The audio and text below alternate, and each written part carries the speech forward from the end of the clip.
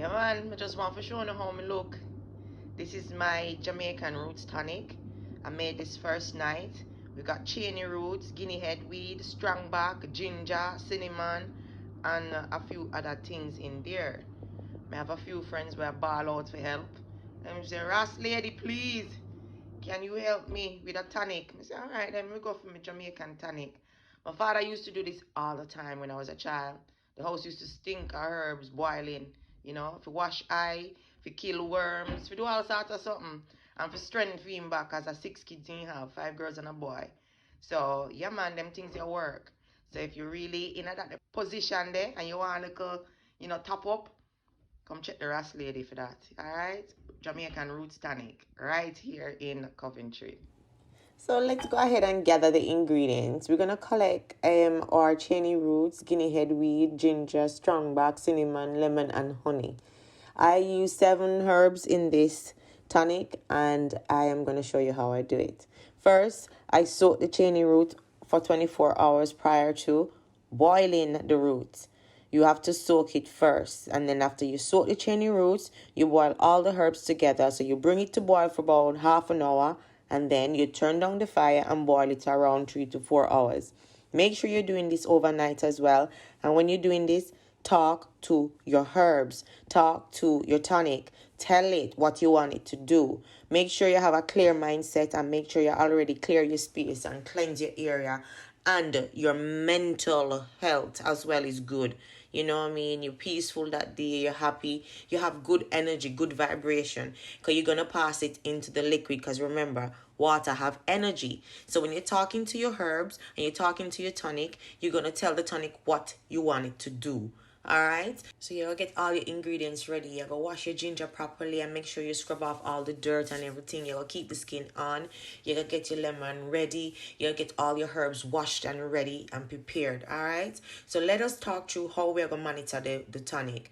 I am going to be using a hydrometer that measures the alcohol by value. So basically, I'm going to test the alcohol in the tonic before I started. So it's going to be a gravity, original gravity. So I need to know the numbers where it is at before it turns into alcohol. Now I'm going to add my honey and my sugars to it. I add honey. I use a cup of honey to 1 liter of liquid. Then I'm going to put a lid onto it. I'm going to make sure that it has a little bit of space that it can breathe the gases and pass through the gases through outside without anything getting back inside. So that's what I'm going to do. And you can see a little bit of fermentation has taken place already. So we're going to go through the process of, making this into a tonic. At the end, I'm going to list all the ingredients and tell you how exactly that I've done it. Now I'm going to leave it here on the counter and let it, ferment. I've got some bottles ready. I'm going to get some more prepared. But I'm going to leave it to ferment for a while. And as you can see, fermentation, this is what, 24-hour. And it started to looking a bit, foamy. So that's a good look. And then you're going to see a difference between 2 days and 24 hours that fermentation has really started. And everything is looking nice. It smells amazing. This just reminds me of my dad so much. And I can't wait to try it.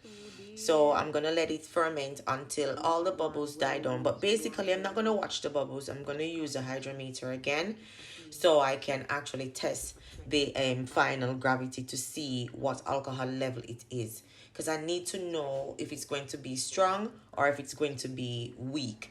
So my objective for this tonic is to have like a 5 to 6%. So it's not quite where I want it to be for the final gravity. So I'm going to leave it.